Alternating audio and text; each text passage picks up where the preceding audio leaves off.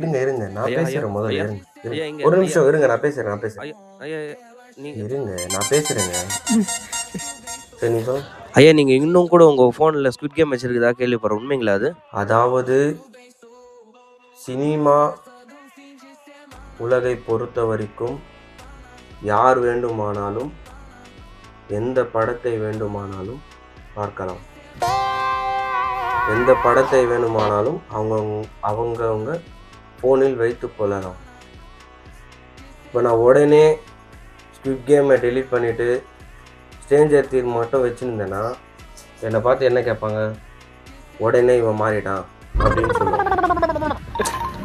இது டெலீட் பண்ணிவிட்டு அது இறக்குன உடனே தான் சொல்லுவாங்க, ஸ்குவிட் கேம் உடனே டெலீட் பண்ணிவிட்டு உடனே இவன் மாறிட்டான் அப்படின்னு சொல்லுவாங்க. அதனால் அதுவும் இருக்கும்